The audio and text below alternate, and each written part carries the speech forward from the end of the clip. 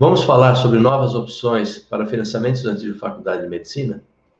Eu sou Ivan Trigueirinho, do canal BIBEC. No meu canal trato de vários assuntos, como negociação de dívida com instituições de ensino, programas de bolsas, Enem e principalmente financiamento estudantil. Dentre eles, a opção pública do FIES. Hoje, dia 2 de fevereiro, sai o resultado do FIES. Muitos alunos serão contemplados, mas para os cursos mais concorridos, como o de medicina, que acaba sendo a minha grande audiência, muitos, infelizmente, terão a negativa ou continuarão em lista de espera.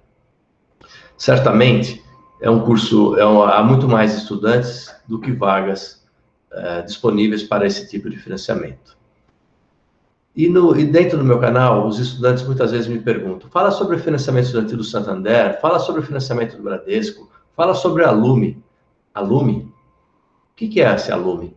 Fiquei curioso, realmente não conhecia, fui pesquisar, ao mesmo tempo que um dos seus fundadores me encontrou no LinkedIn e se colocou à disposição para apresentar o produto, dizer como é que funciona, para quem ele serve. E foi bastante interessante porque eu juntei as pesquisas que eu fui verificar nos sites, com o que ele me apresentou e também pelo meu conhecimento em todos esses tipos e modalidades de financiamento, tentar gravar esse vídeo para dizer a vocês o que eu acho das minhas impressões positivas e desfavoráveis em relação a essa nova modalidade.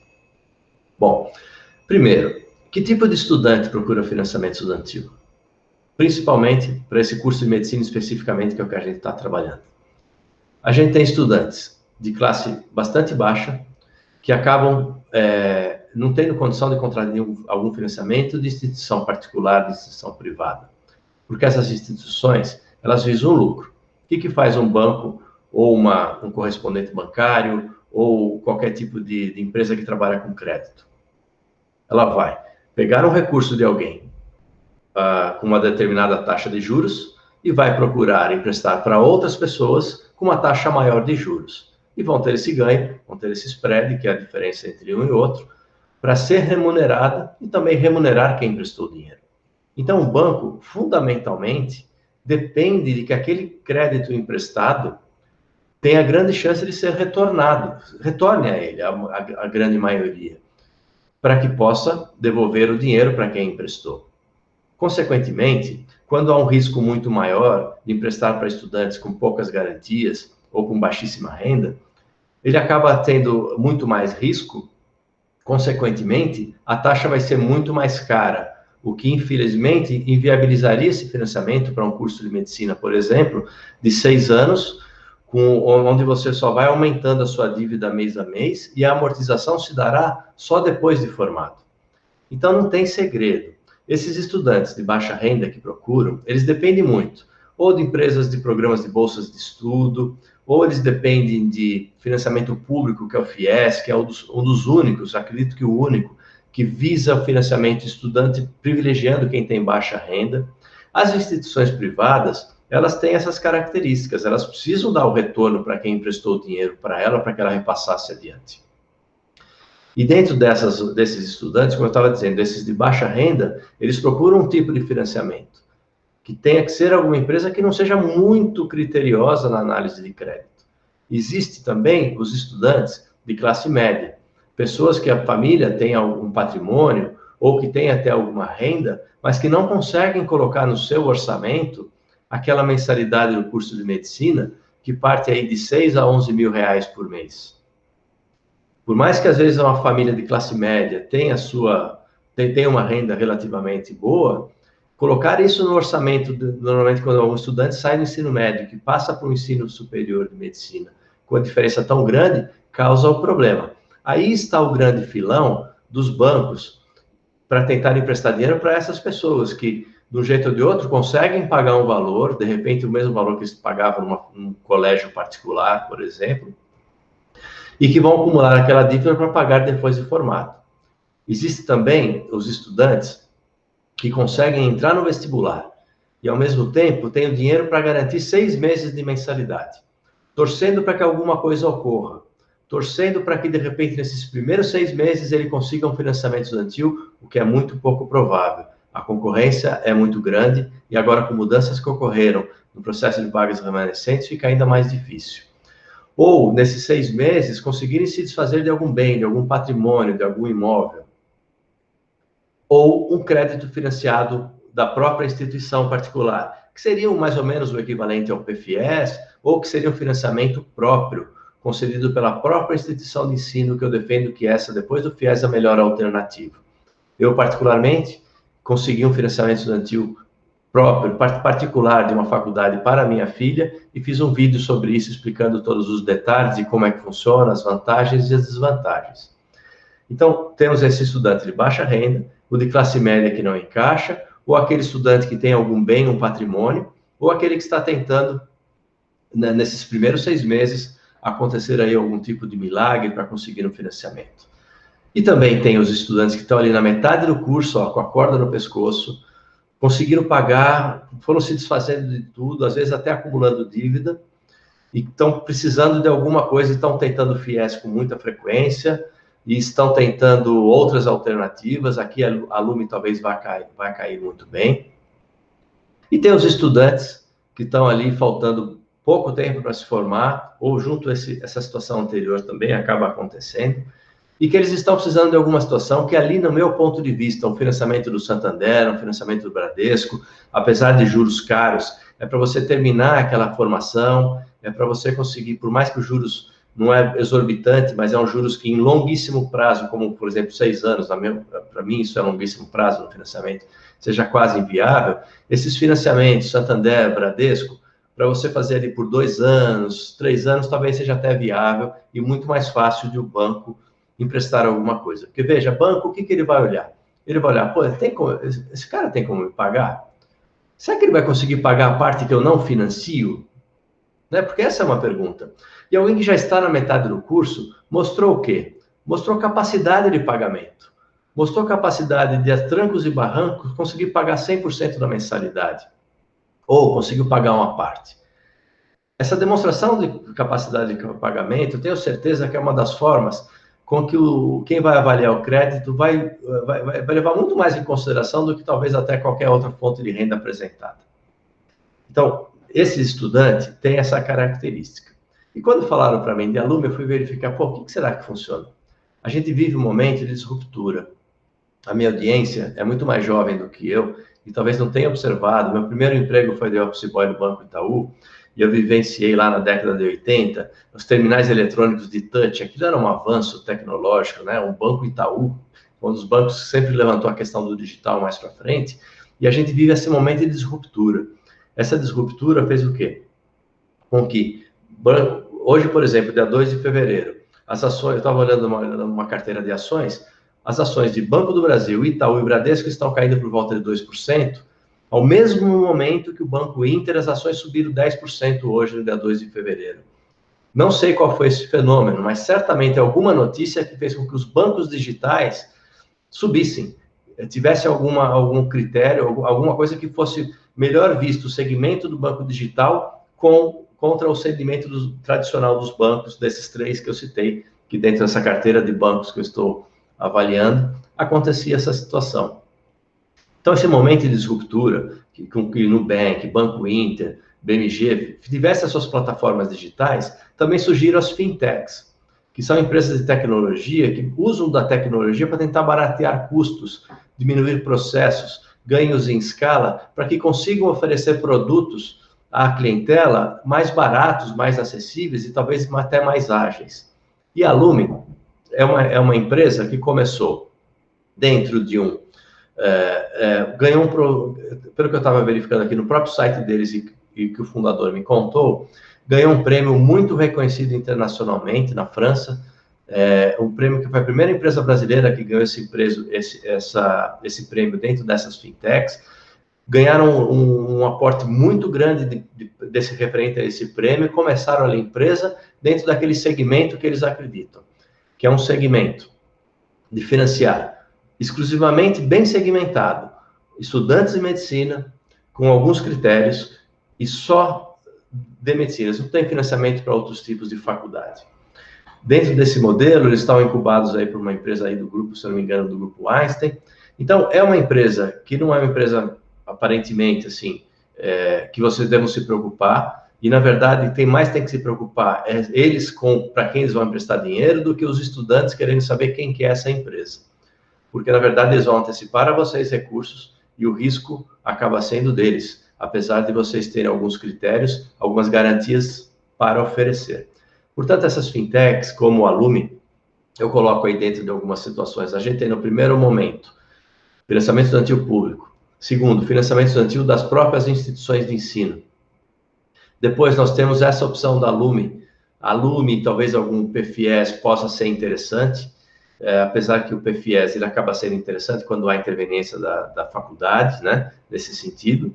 E depois estão aí os dos bancos privados, que são os recursos mais caros. Então, dentro de um nível, a gente coloca lá, primeira opção para vocês, financiamento estudantil.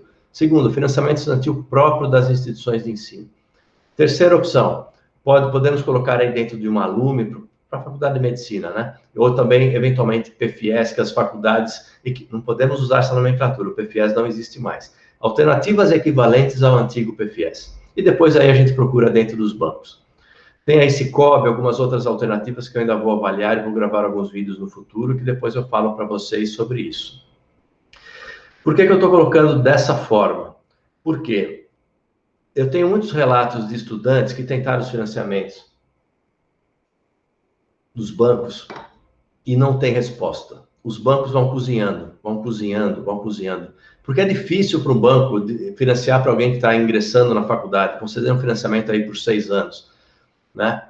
Ou alguém que está ali do primeiro para o segundo ano. Então, muitos acabam tendo essa negativa. E eu tenho um amigo que participou de um processo, me parece que é um processo bem abreviado, de você conseguir ter algumas informações, de você ter uma agilidade dentro desse processo, e os juros não é tão caro quanto os do Banco Santander. Eu vou começar agora a apresentar alguma tela aqui para vocês, para que a gente possa discutir um pouco mais sobre esse modelo. O produto, a Lume, tem algumas vantagens e algumas desvantagens. Primeira situação. Antes de eu entrar nesse detalhe, eu vou falar hoje só sobre o Alume Graduação. O Alume Graduação é para o aluno que está entrando, que já está na faculdade, do primeiro para o segundo ano. Aqui vem a primeira desvantagem. Ele não serve para quem está entrando na faculdade ou quem está no primeiro ano. Ele só financia a partir do segundo ano da faculdade ou o terceiro semestre. Além desse produto, eles têm o produto Alume Internato, que é para os alunos de quinto e sexto ano de faculdade, que aí é uma característica diferente, taxas de juros diferentes e garantias exigidas diferentes. E eles também têm ali o Alume Mesada, que é aqui para o meu público, acredito que não interessa, que é um estudante que está na faculdade pública de medicina e que precisa de uma mesada para retribuir lá no futuro. Então, eu vou falar basicamente sobre o Alume Graduação. O Alume Graduação, ele tem, como eu já disse, a principal desvantagem, não financia para estudante que está entrando na faculdade nem no primeiro ano. A minha opinião, por que eles fazem isso?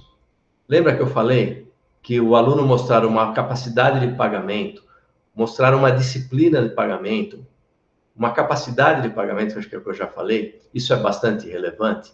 Então, certamente, alguém que conseguiu pagar 1 ano de faculdade está precisando de um respiro, de repente está ali no limite, e esse financiamento do Alume, para eles pode ser bastante interessante.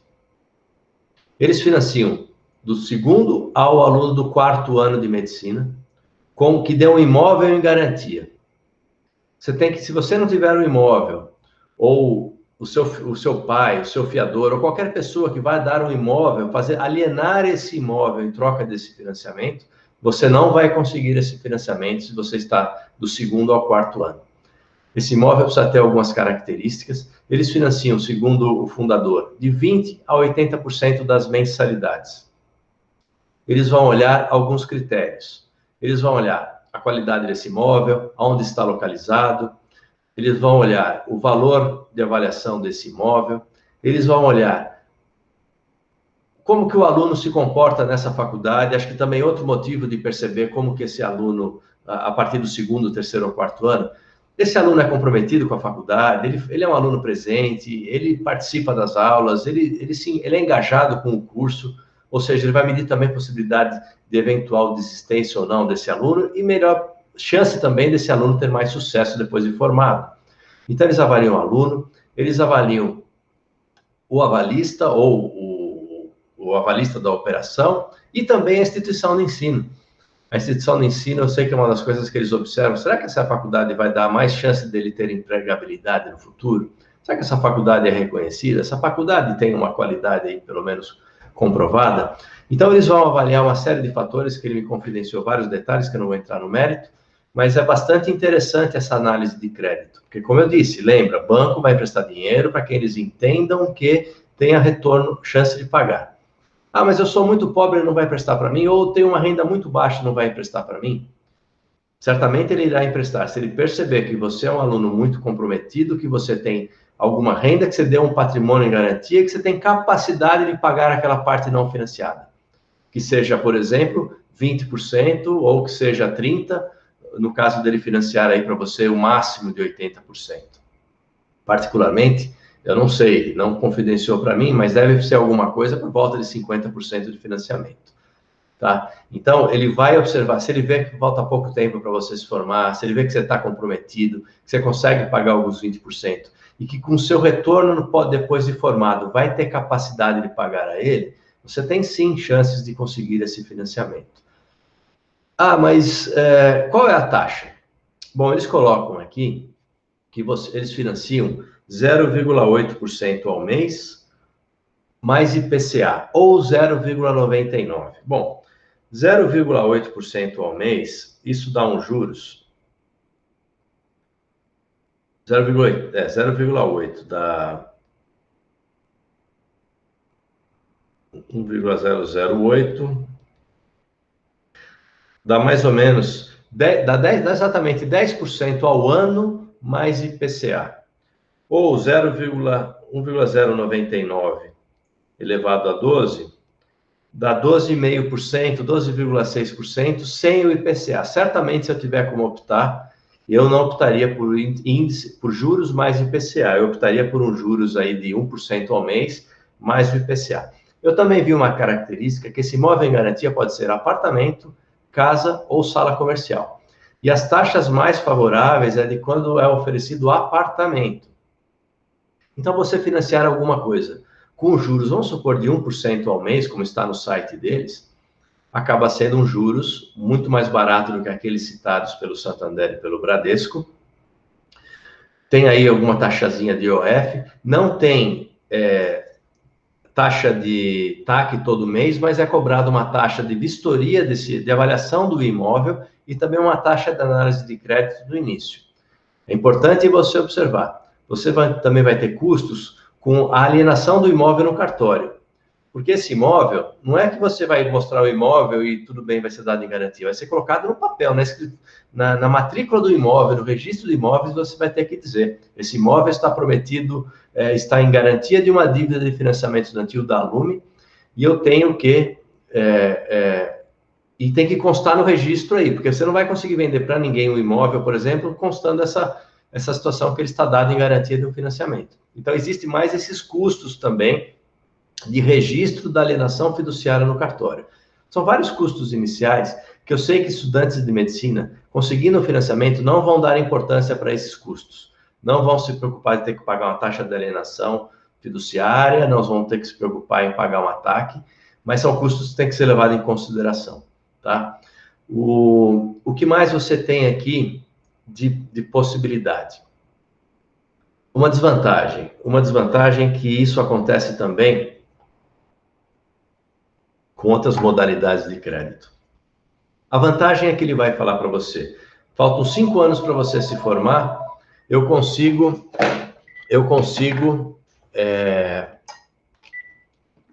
garanto para você o financiamento de 5 anos que faltam com esse financiamento.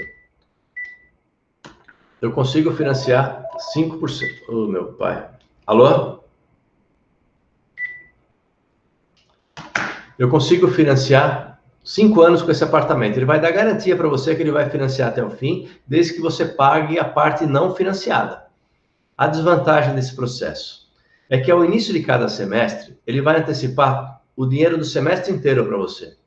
E, consequentemente, já vai te cobrar juros de mensalidades que nem venceram ainda, que você não precisaria antecipar esse dinheiro para a faculdade. Então, veja, você vai pagar ali, vamos supor que seja 1% ao mês. Você vai pagar esse 1% ao mês por essa antecipação de recurso, que já vai contar para você esses juros, tá? Então, você dependerá de negociar com a instituição um desconto para você pagar essa anuidade antecipada, essa semestralidade antecipada. Se for uma faculdade de medicina, que a faculdade não precisa de recursos, ela não vai te dar o mesmo desconto que você vai ter que pagar desses juros desse financiamento. Eu não sei se é uma dificuldade operacional, dele ter que ficar desembolsando para você todo mês, eu não sei se é uma oportunidade deles, mas isso é uma coisa que quando você olhar uma planilha de como ficará esses juros, essa antecipação, no meu ponto de vista, é um ponto negativo. Um outro ponto positivo é que dentro desse valor desse imóvel, se você tiver dívida e você não consegue renovar a sua matrícula, é possível que eles também coloquem parte da dívida no financiamento. Ou seja, você vai estar devendo lá 20 mil reais do semestre que passou, eles te anteciparão esses 20 mil para você quitar e te anteciparão o recurso da semestralidade seguinte. De novo, eu acho que estudantes conseguindo essa linha de financiamento não vão se preocupar muito com isso. Mas na ponta do lápis, vocês têm que levar em consideração, porque 1%, conseguindo nessa faixa, é um juros interessante, mas também não é tão barato. O que eles têm dentro, só antecipando um pouco a questão do aluno internato, os juros é maior. Sei lá, de 1% passa aqui para 1,39%, a partir de 1,39%, colocando IOF, essas coisas, vai para 1,6%, 1,7%. Mas aqui a vantagem é que não precisa do imóvel em garantia, é olhado simplesmente a ficha do aluno e dos avalistas. Então, a garantia do banco aqui é um pouco menor, mas, consequentemente, os juros acabam também sendo bem maior. Então, vocês podem entrar no site deles, alume.com, está bem detalhado, bem explicado como é o processo, bem interessante. O risco, de novo, o risco é de vocês. Por mais de ser uma empresa premiada aí num concurso internacional, ser uma fintech que está incubada aí por uma instituição bastante séria que incuba empresas. Ninguém incuba alguma empresa que eles não acreditem que vai prosperar. Então, apesar de tudo isso, o risco maior e os cuidados que eles vão ter é para financiar os alunos. O risco de crédito acaba sendo deles de terem que depois correr atrás do apartamento e não adianta também o estudante, tem alguns estudantes que às vezes vão buscar financiamento e depois eu pago, depois eu me viro, não tem muita preocupação. Certamente você perderá imóvel se você ficar devendo, se você não conseguir pagar. Mas se passar pela linha de crédito deles, tenho certeza que alguma coisa vocês vão conseguir ter bastante sucesso. Deixa eu dar uma repassada aqui para ver se eu não esqueci nada. Então, de novo, tem essas possibilidades, você pode fazer simulação, financia até 80%. Financiando 80%, eles vão olhar a sua capacidade de pagamento e financiam um curso todo até 15 anos. Eu acredito que aqui eles devem estar considerando os 5 anos aí do segundo ao sexto ano, né? O aluno conseguindo no segundo ano e até 10 anos para ser formado. Eles olham também um pouco a idade do avalista, a soma da idade com critério não pode passar com o tempo que falta para a quitação do financiamento, não pode passar de 80 anos. O site está bem montadinho. Eu acho que, como eu falei, dentro desse ranking de opções, se você está contemplado a partir do segundo ano, é uma alternativa bem interessante, é uma alternativa que, como eu coloquei naquele ranking de prioridade, está entre aí a segunda ou terceira opção para vocês concorrerem. Gostaria também de saber as impressões de vocês sobre o processo. Eu sei que os imóveis podem estar em várias cidades na região sul, sudeste e centro-oeste, mas na região norte e nordeste apenas nas capitais. Ouvi falar que a avaliação do imóvel tem que ser acima, se não me engano, de 50 mil, mas alguém já citou para mim que tem que ser acima de 200 mil reais a avaliação desse imóvel. Né? Não, minto, não é 50 mil reais. Localizada em cidades com mais de 50 mil habitantes. E o valor do imóvel parece que tem que ser acima de 200 mil, é o que alguém citou para mim, mas isso eu não ouvi deles e nem vi no site. Então, a opinião de vocês, as impressões de vocês, as dúvidas podem ser bastante interessantes nesse sentido e me ajudar a entender um pouco mais sobre esse processo. Querem saber sobre outras possibilidades de financiamento? Naveguem pelo meu canal. Navegue por várias opções que eu falo sobre, além de financiamento, sobre o FIES também, fiador, os processos, as novidades que ocorreram agora para o processo de vagas remanescentes, que muitos estudantes de medicina conseguiram no processo de vagas remanescentes, e infelizmente agora mudou bastante. Não vai ser dessa forma, no segundo semestre de 2020. Quem está concorrendo ao FIES aí, boa sorte. Quem vai tentar outras alternativas, tem alguma que eu não falei, que eu não citei aqui, e o que vocês tiverem de informação, me posicione, apresente, que a gente vai ver o que a gente pode ajudar vocês com a orientação e com a minha experiência, tá bom? Um abraço e até o próximo vídeo.